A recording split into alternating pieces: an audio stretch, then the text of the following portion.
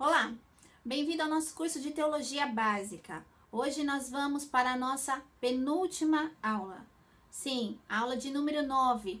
Como eu falei, esse curso é feito por 10 aulas. Uma aula por capítulo, né? Um capítulo por aula. E hoje é no capítulo de número 9, no qual nós vamos falar sobre escatologia. Quais os termos que a escatologia aborda? Do que ela se trata? Vamos ver. E para todo aquele que ama a palavra de Deus, é um assunto muito interessante. Um assunto no qual todos aqueles que esperam em Cristo esperam tudo aquilo que virá, uma nova vida com o Senhor. Vamos ver então o que é escatologia. A escatologia é o estudo sobre as coisas futuras. O termo escatologia deriva-se da palavra grega eschatos, que significa último, e logos, que significa estudo. Sendo assim, então, a escatologia é o estudo doutrinário que trata dos eventos dos últimos tempos, das coisas dos últimos tempos, dos últimos eventos da história, bem como o destino de toda a humanidade. Deus tem um plano, né? E tudo o que aconteceu vai seguir conforme ele determinou. Segundo a Reis 19:25 fala sobre isso. Diz assim: porventura não ouviste que já há muito determinei tudo isso e desde antes da antiguidade planejei o que agora faço acontecer? Pois é, o Senhor foi se revelando ao povo através dos seus profetas, e desde então o cumprimento dessas profecias em relação ao fim dos tempos era muito aguardado. Deus foi falando tudo o que iria acontecer, né, desde o nascimento do Messias, seu plano de salvação e redenção aos que nele crerem, até o destino terrível que teria quem rejeitasse esse plano. Jesus, então, vindo encarnado aqui na Terra, com o plano redentor de Deus, cumprindo o plano redentor de Deus, ele deu início aos últimos dias. Hebreus 1, do 1 ao 2, fala sobre isso. Vamos ver. Havendo Deus desde a antiguidade falando em várias ocasiões e de muitas formas aos vossos pais por intermédio dos profetas, nesses últimos tempos nos falou mediante seu Filho, a quem constituiu o herdeiro de tudo o que existe e por meio de quem criou o universo.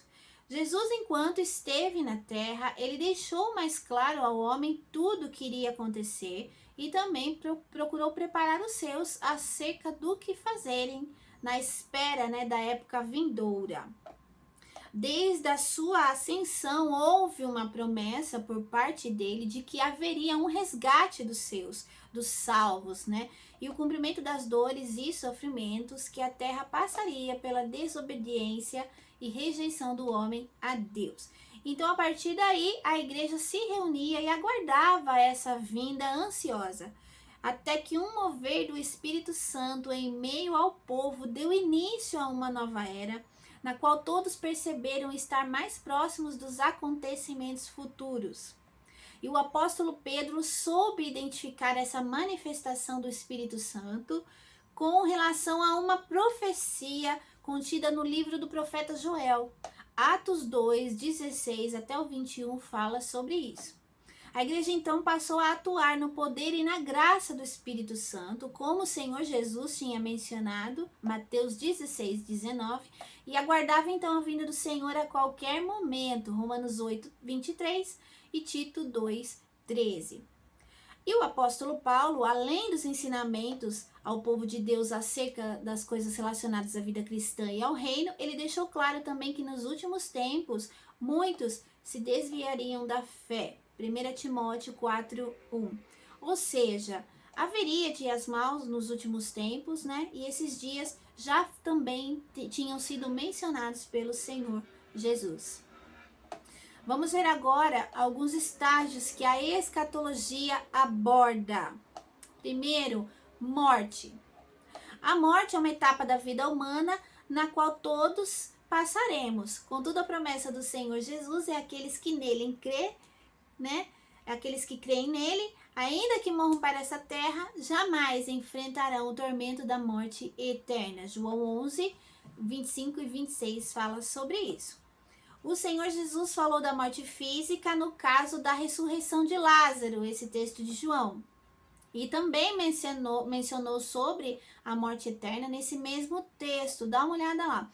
Contudo, na Bíblia, nós podemos encontrar 3 tipos de morte: a morte física, a morte espiritual e a morte eterna, que é a segunda morte. A morte física e a espiritual são consequências diretas do pecado. Romanos 6:23 diz que o salário do pecado é a morte. O pecado entrou no mundo por causa do pecado de Adão, né? E todos nós, por consequência, pecamos também. Romanos 3:23 e 5:12 fala sobre isso. Nós, como descendentes de Adão, já nascemos em pecado. A morte eterna, então, ela é uma opção, porque o Senhor providenciou o meio pelo qual o homem pudesse passar da morte para a vida. E qual é esse meio? O Senhor Jesus Cristo. João 5:24 fala sobre isso. Morte física. A morte física ocorre quando a alma se separa do corpo e passa do mundo visível para o invisível. Para o cristão, a morte determina sua entrada no céu, numa morada eterna, ao lado do Senhor Jesus, como mencionado pelo apóstolo Paulo na segunda carta aos Coríntios, capítulo 5, versículo do 1 ao 8. Já para o incrédulo, a morte é sua entrada no Hades, o inferno. Lucas 16, do 22 ao 23, Mateus 10, 28 e Apocalipse 20, versículo 13. Portanto, a morte física não determina o fim da existência humana, mas estabelece uma mudança de estado. A redenção foi obtida por Cristo, que aniquilou a morte, ele venceu a morte, trazendo a imortalidade por meio do seu evangelho, como diz em 2 Timóteo 1:10.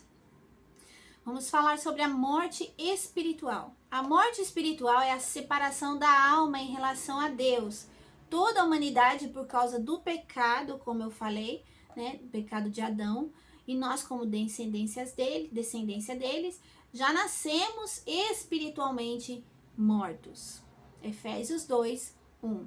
Essa separação ocorreu na humanidade a partir do momento que Adão pecou. E esta morte é a que tem passado para a humanidade de geração em geração desde então.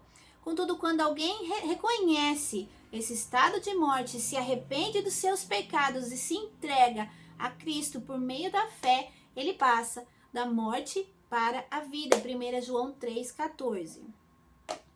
Vamos ver a morte eterna. Quem não se arrepende dos seus pecados e rejeita a salvação dada por Cristo, entra na morte eterna. Tiago 5, 19 e 20. A morte da qual Tiago fala não é a morte física, porque muitos cristãos já a experimentaram. Ele está falando da segunda morte, mencionada também nos livros de Atos 24:15, Apocalipse 2:11 e Apocalipse 20, do 14 ao 15 e Apocalipse 21:8. Vamos ver. Outro estágio que a escatologia aborda é o estado intermediário. O estado intermediário é o período entre a morte e a ressurreição. No estado intermediário, a alma é quem está presente. E nós podemos observar que há uma diferença entre os ímpios, aqueles que não creem, e os justos, os que creem. Sim, nós os que cremos fomos feitos justos por Cristo, justificados por Cristo. Os justos, então, no estado intermediário, desfrutam já de uma alegria, de um regozijo consciente, enquanto os ímpios desfrutam de um sofrimento consciente. Vamos ver um pouco do estado intermediário dos ímpios. No Antigo Testamento, lugar da vida após a morte para o ímpio é, na grande maioria das vezes, chamado de Sheol, traduzido em algumas Bíblias por inferno ou sepultura. Também aparecem outros textos como Abaddon, o lugar da destruição, abismo, cova. No Novo Testamento, eles descrevem o mesmo lugar como Hades. Ambos são descritos na Bíblia como lugar de punição. Jó 26:6, Jó 31:12, Salmos 9:7, Salmos 55:15, Salmos 81, versículo do 13 ao 11, Provérbios 7, 27, Provérbios 9, 13 ao 18, Provérbios 27 e 20 e Números 16, do 23 ao 33. Vamos ver agora o estado intermediário dos justos. No Novo Testamento, o destino final dos seres humanos se torna ainda mais claro em Lucas 16, no versículo 10 até o 31. Jesus conta lá a história do homem rico e de Lázaro. Dá uma olhada lá. Ambos morreram, né? E cada um foi levado para um lugar.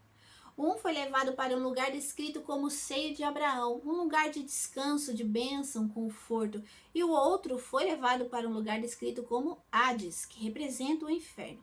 A conclusão, então, que nós temos desse texto é que depois da morte, tanto o destino do ímpio quanto dos justos não pode ser alterado. No livro de Lucas, capítulo 23, versículo 43, Jesus lá na cruz, quando um dos pecadores lá da cruz se arrepende, pede para o Senhor para ir viver com ele, para se lembrar dele quando estiver em seu paraíso, Jesus responde para ele: olha, em verdade te digo que hoje estarás comigo no paraíso. Então, depois da ressurreição de Jesus, tudo é mudado. A morada dos justos é transferida para o paraíso, que se encontra no terceiro céu, como disse o apóstolo Paulo em 2 Coríntios, capítulo 12, versículo do 1 ao 4. Portanto, o destino da vida eterna, com Deus ou sem Deus, é decidido em vida, nesta vida. Hoje, quem morre com Cristo vai direto com ele para o paraíso, e quem morre sem ele vai direto para o Hades. Vamos anotar alguns versículos que falam sobre isso. Provérbios 15, 24, Salmo 73, 24, João 14, 3, Lucas 23, 43, 2 Coríntios 5, do 1 ao 8, e Filipenses 1, 23 e Apocalipse 14, 13. Mais um estágio que a escatologia aborda, o arrebatamento. No livro de João, capítulo 14, do versículo do 1 ao 3, Jesus prometeu que viria para arrebatar sua igreja. O apóstolo Paulo também disse isso no livro de 1 Tessalonicenses, capítulo 4, versículo 16 ao 17. Ou seja, o arrebatamento é algo certo, porém existem teorias quanto a quando isso irá acontecer. Vamos ver algumas posições dentro do pré-milenismo, o período antes do milênio, com respeito ao arrebatamento em relação ao período da tribulação. Vamos lá. Vamos ver as posições. Primeira, pré-tribulacionista. Essa posição ensina que a igreja será tirada antes de iniciar a tribulação.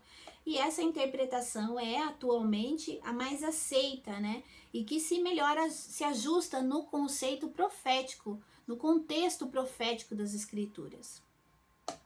Aí temos o arrebatamento parcial. Outra posição, é uma posição que ensina que o arrebatamento ocorre antes da tribulação, mas apenas para os crentes que estejam preparados, E que o restante vai continuar aqui para passar por uma tribulação e ser provado. Contudo, essa teoria ela tem sido pouco adotada porque ela tem uma semelhança com a doutrina católica de purgatório, sendo que eles falam que o sofrimento pode purgar os pecados, mas não é bem assim, Aí então tem a mesotribulacionista, uma outra posição. Como o nome sugere, meso, essa posição ensina que todos os crentes serão arrebatados na metade da tribulação, depois dos 3 primeiros anos e meio, o período da tribulação. Aí tem pós-tribulacionista. Essa posição ensina que todos os crentes serão arrebatados no final da tribulação, depois dos 7 anos de juízo sobre a terra. É necessário, contudo, que haja um estudo amplo e completo de cada uma dessas posições, para que nós possamos obter uma melhor compreensão de cada uma delas. Porque alguns textos bíblicos mal interpretados ou fora de contextos podem sugerir a favor de uma dessas posições. E isso não é legal, Nós temos que estudar a Bíblia dentro do seu contexto. As duas posições mais debatidas, entre essas, as duas mais debatidas e estudadas são a pré-tribulacionista e a pós-tribulacionista. Vamos ver um pouco de cada uma delas. A Bíblia menciona dois eventos diferentes um do outro, em que as pessoas geralmente fazem muita confusão: o arrebatamento e a segunda vinda. É necessário primeiro a gente diferenciar, né? Distinguir uma da outra. No primeiro momento, no arrebatamento, Jesus vai vir para os seus, João 14:3. E no segundo momento, na sua vinda, Jesus virá com os seus, Zacarias 14:5, 1 Tessalonicenses 3:13 e Judas 14. Percebe a diferença? Na sua vinda, quando ele veio aqui encarnado na plenitude dos tempos, quando ele veio como homem, como Messias, ele veio como Messias, né? O Messias Salvador, veio para salvar. Porém, no arrebatamento, que será nos ares, ele virá como noivo. E por fim, na sua segunda vinda, ele virá visível e literalmente como juiz. O período de 7 anos da tribulação é conhecido na Bíblia como a 70ª semana de Daniel. Também é mencionado no livro de Apocalipse. O termo arrebatamento, encontrado no dicionário proveniente do verbo arrebatar, significa tirar, extrair com violência, arrancar, desprender de um ímpeto. Por essa explicação do dicionário já dá para ter uma noção de como vai ser o arrebatamento. A Bíblia diz que nós podemos ter uma noção por isso, né? Que vai ser algo singular, rápido e inesperado. 1 Tessalonicenses 4:17. A Bíblia descreve que durante o arrebatamento, os fiéis a Jesus Cristo de todas as épocas serão transformados. Os vivos serão transladados sem ver a morte. Enquanto os que já partiram com Jesus, né, os que já morreram crendo em Cristo, serão ressuscitados, conforme escreveu o apóstolo Paulo em 1 Tessalonicenses 4, do 13 ao 18. Vamos agora para a posição pós-tribulacionista. De acordo com a visão pós-tribulacionista, a igreja passa pela grande tribulação. Os pós-tribulacionistas eles divergem, na verdade, sobre a vinda de Cristo. Na verdade, sobre o arrebatamento e a vinda. Eles divergem aí nesse assunto. Eles falam que não pode ser dividido em duas fases a vinda, ou melhor, o que eles entendem sobre elas. Também afirmam que não se pode afirmar que os 144 mil pregarão durante a grande tribulação. E também falam que a grande tribulação não é a expressão da ira de Deus contra a igreja, mas sim a revelação do anticristo. E também afirmam que a vinda de Cristo e a nossa união com ele não acontecerá antes da revelação do anticristo, que irá perseguir a igreja, que o anticristo irá perseguir a igreja e ser derrotado pelo Cordeiro. Então, os pós-tribulacionistas, eles realmente citam muitos textos, porém eles negligenciam muitos outros, e é por isso que essa teoria é a menos aceita entre os estudiosos. Como eu disse muitas vezes, né, a Bíblia ela tem que ser analisada minuciosamente de acordo com o seu contexto. É necessário também entendermos o que é para a igreja, o que é para Israel e sobre quais são as coisas que Jesus fala. Há uma separação aí. Vamos lá então para os sinais do arrebatamento. Jesus disse muitas vezes sobre a sua vinda e sobre os sinais dos últimos dias.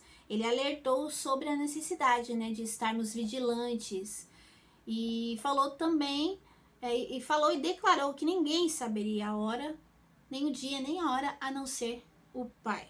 Se você ler o Evangelho, todos os Evangelhos, Jesus dá indicativos dos tempos que serão a grande tribulação e dos tempos que indicam o fim de tudo. Lá ele também separa a igreja de Israel. Isso é necessário entender isso. Seus discípulos perguntam a ele sobre como saberiam quais coisas aconteceriam. Ele responde que eles saberiam por causa de alguns acontecimentos que precederiam, como falsos cristos, Mateus 24:24, guerras e rumores de guerras, Mateus 24:6, fome, Mateus 24:7, terremotos, 24:7, e iniquidade, Mateus também 24:12. O livro de Daniel traz indícios sobre o fim dos tempos, e Paulo também fala que o amor de muitos se esfriaria, e ele fala sobre a apostasia da fé, ou seja, muitos deixariam de crer em Cristo. Segundo Tessalonicenses, capítulo 2, versículo 3. Outro estágio que a escatologia aborda é o tribunal de Cristo. Em 2 Coríntios 5,10 fala sobre isso. Vamos ler. Porque todos devemos comparecer ante o tribunal de Cristo para que cada um receba segundo o que tiver feito por meio do corpo, ou bem ou mal. Após o arrebatamento da igreja por Jesus e antes da entrada nas bodas do Cordeiro, haverá o julgamento, não para a salvação, mas para a prestação de contas. E esse julgamento é chamado Tribunal de Cristo, mas esse julgamento, claro, só para os salvos, né? Ali cada um vai ser galardoado ou não, de acordo com o que fez. A Bíblia diz que todos os salvos comparecerão diante do tribunal de Cristo, a fim de que suas obras sejam aprovadas como base para a recompensa. Tudo será julgado, nossas palavras, atos, motivos, atitudes, caráter, sofrimento, uso dos dons espirituais, administração dos bens materiais, dinheiro, etc. Anota uns versículos aí que falam sobre isso. Romanos 14:10, 1 Coríntios 3:13 até o 15, Mateus 5:22, Mateus 12:36 e 37, Marcos 4:22, Romanos 2, do 5 ao 16, 1 Coríntios 3:13, 1 Coríntios 4:5, 1 Coríntios 14:3, Efésios 6 e 8 e 1 Coríntios 13, do 10 ao 12. Se aquilo que tiver sido edificado sobre o fundamento de Cristo for inútil, se queimar, né? Se você olhar o texto, você vai entender, a pessoa será salva. Porque a salvação é pela fé e não é por obras. Mas as suas obras não serão consideradas recompensas ou coroas. O contrário também é verdadeiro. Se o edifício for bom, né? A palavra diz que se o edifício for bom, se as obras forem úteis, receberá galardão. Fica claro que ali haverá uma avaliação, então, do que fizemos ou não fizemos. Mas isso não indica que será um momento de temor, mas de confiança, porque mais ninguém vai estar ali a não ser os salvos, e ali vão estar todos os que amam e confiam no Senhor, no Redentor. Vamos ver as recompensas que os fiéis receberão. São chamadas de coroa e são de 5 espécies. Primeiro, coroa de glória, está em 1 Pedro, capítulo 5, versículo 4. A segunda coroa é a coroa incorruptível, 1 Coríntios 9, 25. A terceira coroa é a coroa de alegria, Filipenses 4, 1 e 1 Tessalonicenses 2, do 19 ao 20. A coroa de número 4 é a coroa da justiça, segundo Timóteo 4, 8. E a quinta coroa é a coroa da vida, Tiago 1, versículo 12 e Apocalipse 2, versículo 10. Vamos falar agora sobre as 70 semanas de Daniel. No livro de Daniel, há muitas profecias que foram entregues por Deus a Daniel. Daniel se encontrava junto com o povo cativo lá na Babilônia. E nessa mesma época, o profeta Jeremias, profetizava sobre a destruição que iria cair sobre a cidade santa.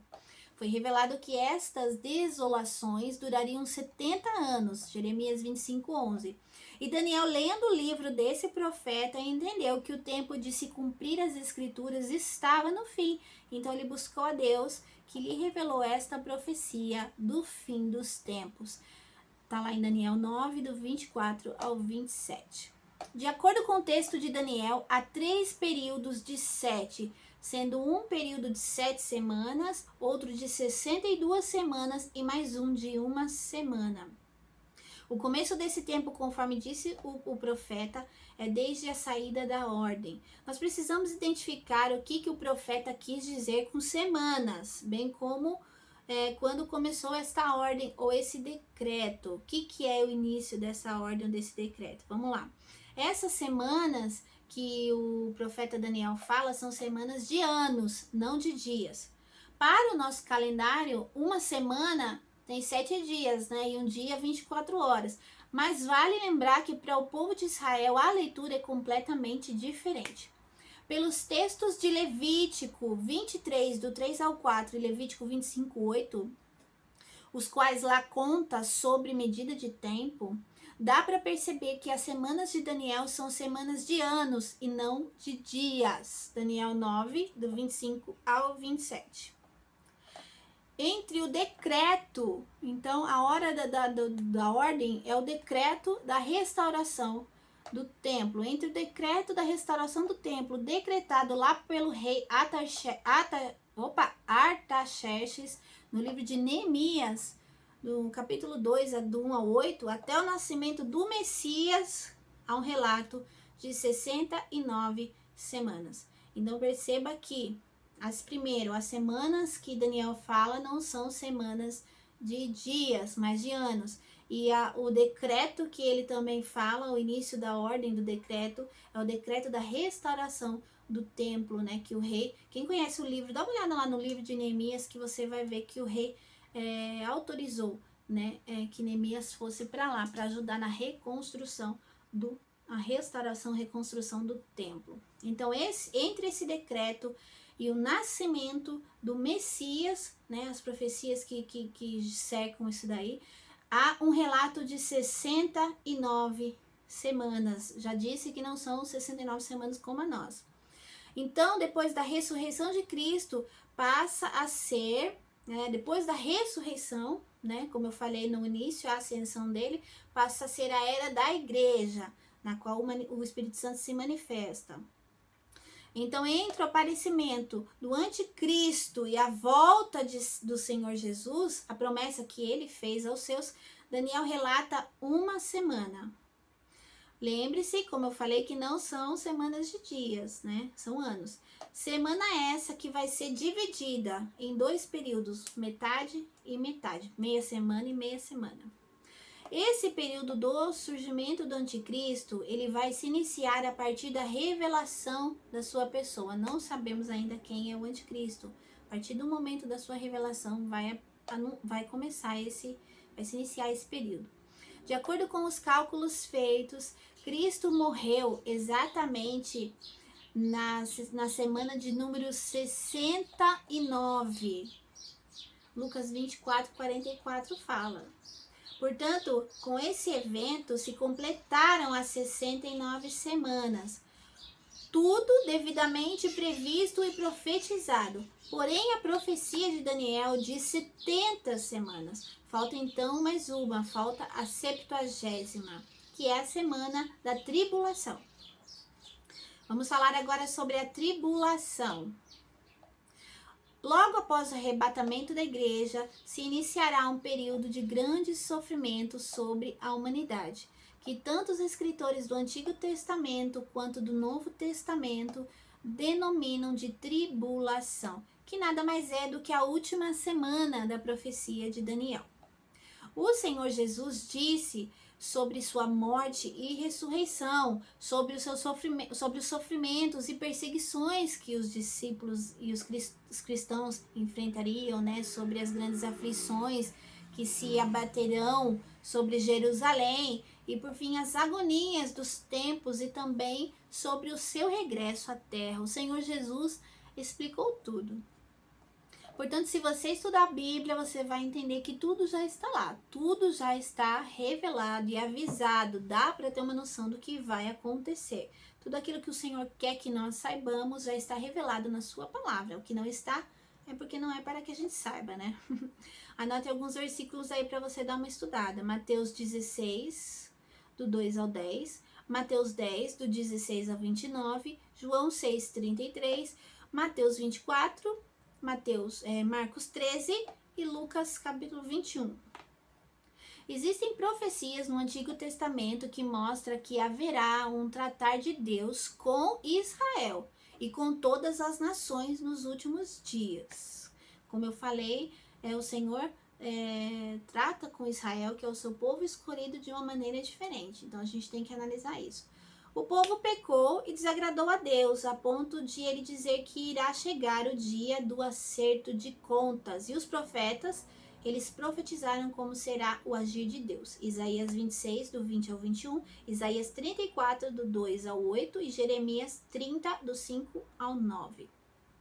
Isaías e Jeremias descrevem com detalhes sobre a ira de Deus e o agir dele nos momentos de angústia do povo. Mas o profeta Daniel apresenta maior detalhes sobre a tribulação e sobre o tempo que duraria. A profecia descreve como o tempo de angústia, né? Daniel 12:1 fala isso, que vai ser um tempo de angústia. Dá uma olhada lá. Os profetas Joel, no livro de Joel 1:15 e 2, do 1 ao 2. O profeta Amós, no seu livro também, no capítulo 5, do 18 ao 20. E Sofonias, do 1 ao 15 e 18, também descrevem o período da tribulação como sendo o dia do Senhor.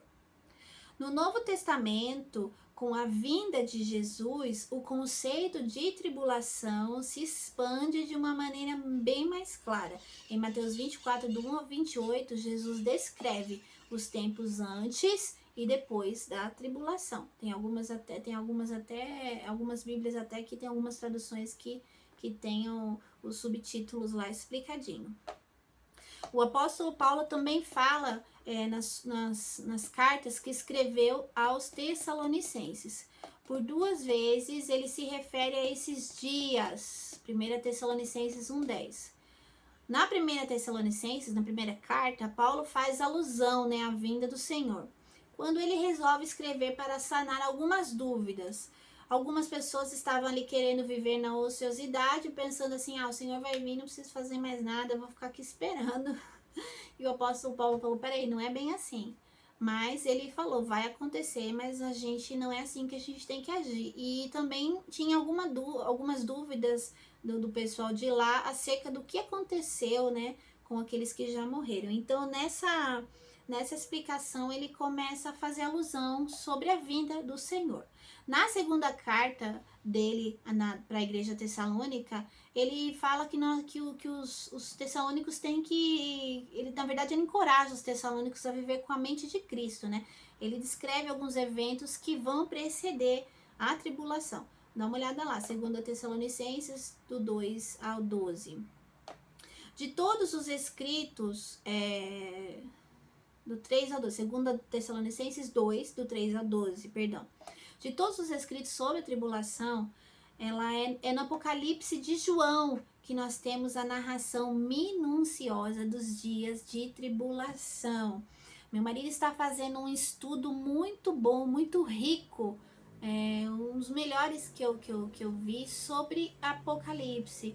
E eu vou deixar aqui no final do vídeo o link do vídeo da aula dele, e lá ele explica capítulo por capítulo, dá uma olhada lá. O livro de Apocalipse é um livro rico em símbolos, conteúdos, portanto ele merece atenção especial, da parte de todos nós que amamos a palavra de Deus. Vamos ver aqui sobre a duração da tribulação. De acordo com a profecia de Daniel, a tribulação durará 7 anos. Daniel 9:27. O livro de Apocalipse descreve detalhadamente os eventos da tribulação. Portanto, não preciso citar aqui, é só dar uma olhada lá. Vamos ver agora o milênio. O milênio é considerado um conceito teológico, porque a palavra milênio não se encontra na Bíblia. Contudo, existe em diversos livros da Bíblia menção sobre esse tempo, sobre o milênio. Dá uma olhada lá nos versículos. Salmo do 2, capítulo 2, até do 2, versículo 6 ao 9. Isaías 2, do 2 ao 4. Isaías 11, do 6 ao 9, Isaías 65, do 18 ao 23, Jeremias 31, do 12 ao 14, Ezequiel 34, do 25 ao 29, Ezequiel 37, do 1 ao 14, Daniel 2, 35, Joel 2, 21 ao 27, Amós 9, do 13 ao 15, Miqueias 4, do 1 ao 7, Sofonias 3, do 9 ao 20 e Apocalipse capítulo 20. Portanto, é mencionado. O milênio é um reino em que Cristo reinará em Jerusalém depois da tribulação. Posteriormente, né, a tribulação. É chamado assim de milênio por causa do tempo que vai durar esse reinado, ou seja, 1000 anos. Apocalipse 22, capítulo 20, versículo 2. O milênio será um tempo de restauração para todas as coisas, portanto é natural que vários eventos contribuam para que isso aconteça. Satanás será preso por 1000 anos, né, nesse período, e o reino de Cristo será estabelecido na terra, onde haverá abundância de paz, conhecimento do Senhor. As pessoas vão viver por muito tempo e muitas outras coisas irão acontecer. No final do milênio haverá uma rebelião liderada por Satanás, ele vai ser solto contra Jesus e seu reino, como descrito lá em Apocalipse 20, do 7 ao 10. Então virá o julgamento de Satanás e dos mortos incrédulos. Apocalipse 20, do 11 ao 15. Esses, enfim, então, são os eventos finais do milênio e vão terminar com a destruição dos céus e da terra atuais, né? De acordo com Mateus 24, 15, Marcos 13, 41, Lucas 16, 17, Lucas 21, 33, 2 Pedro 3, versículo 10 e Apocalipse, capítulo 21, versículo 1. Muito bem, aqui, portanto, termina a aula de escatologia. Muito bom essa aula, né? Espero que tenha agregado ao seu conhecimento. Anote todos os versículos, estude. Como eu falei, a Bíblia deve ser estudada dentro do seu contexto. Que o Espírito Santo de Deus te dê esse entendimento. O Senhor é perfeito, bem como a sua palavra. Então, vamos estudar. Se prepare, porque em breve, de fato, irá acontecer tudo conforme está escrito. A nós cabe esse papel de estudar, nos preparar e obedecer ao Senhor em tudo. É isso aí, espero que você tenha gostado. Curte, comente, compartilhe. Deus abençoe.